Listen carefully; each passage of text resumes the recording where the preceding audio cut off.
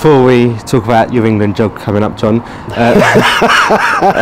on, talk about good start. how the weather's affected your preparation for the Walsall game this week? Yeah, well, basically we haven't been on grass for 2 weeks now, so it's been the frost in the ground and it's really thick in there now. And we lost the game against Sheffield United, as you saw.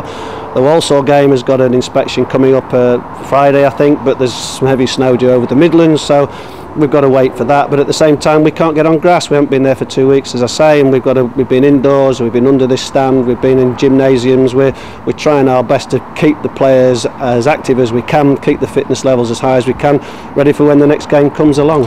Okay, with the Walsall game coming up, they're battling relegation and the U's are safely mid-table. Well, do you think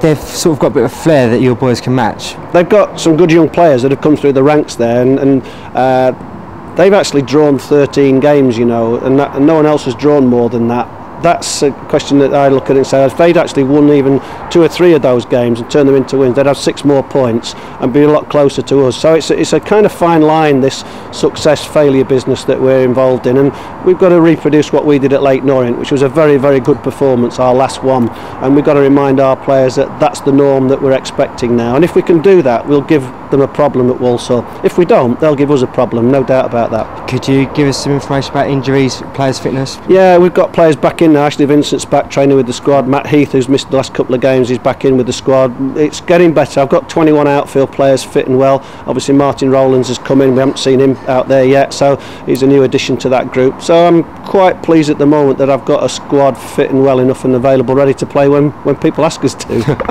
Brilliant, John. Cheers. Okay.